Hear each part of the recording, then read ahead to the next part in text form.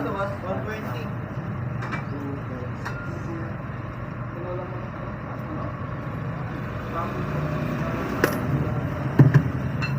Yes, pa isa. Wala na sana.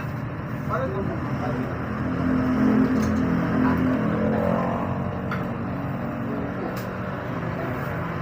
spicy adobo. Oh, spicy adobo. Patay na rambot ng ano.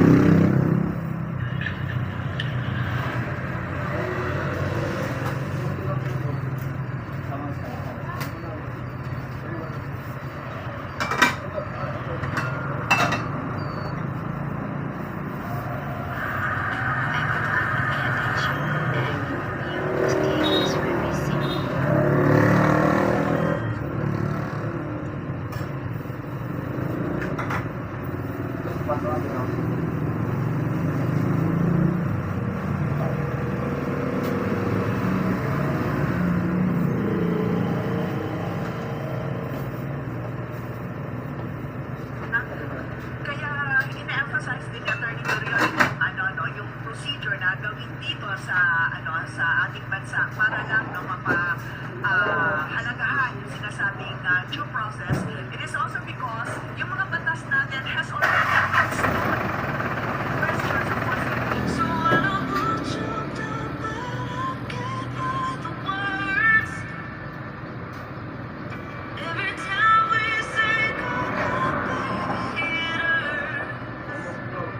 it hurts. When the sun goes down. Bukas na kayo.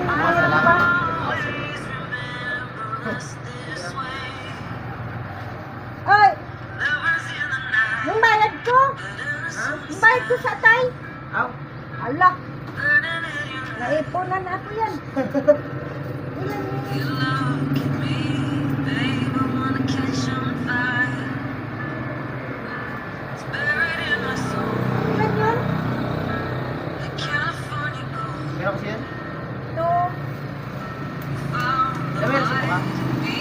Ano sa inyo? Hindi yan yung sa'yo. Wala na. Wala dyan. Toto, ano yun? Ilan yun? Tignan ko lang. Bigyan ko lang sa'yo.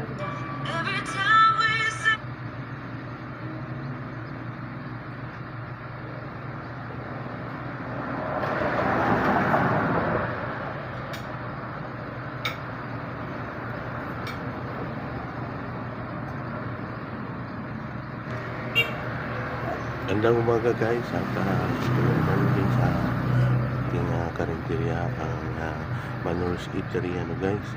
So ngayon magbibigay din ako ng kunting tip about sa pag nag-ooperasyon na tayo guys sa ating karinderya. As much as possible guys ay panatilihin natin na malinis ang ating paligid ng ating karinderya. Kung may mga waste material tayo na hindi naman taga maiwasan yan sa pagluluto, kailangan everyday dinidispose natin yun para hindi pagkala ng mga kung ano-ano mga microorganism, mga bacteria na pwedeng makakontaminate sa ating mga pagkain, sa ating mga sinuserve na pagkain. At saka isa pa ay ito din natin minsan yung safety ng ating mga customer so kailangan meron din tayong mga safety precaution pang-precaution so kailangan meron din tayong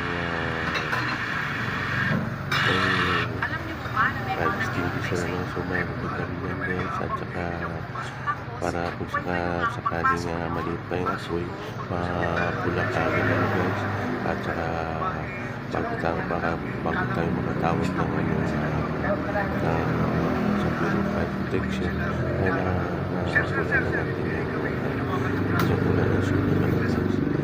So yan guys ay sa pangalit pala guys about sa lindinis guys sa ating mga ginagamit na Kaya kayo nasugatan Kaya at hindi namin sa baso, pagkakapresent sa kutsara, inyo. tinidor, tatlo. Kaya nga na dinedisinfect din natin yan guys, ano, para sa ganun ay maging safety sa mga gumagamit. Kaso ang dami ko ngayon natatawa, kinukutsa kayo dahil sa pagkakatapa ninyo. So guys, yun lang ano, maraming salamat po din sa Alam niyo po ba na may mga naghihintay sa sa inyo? aking maraming salamat po at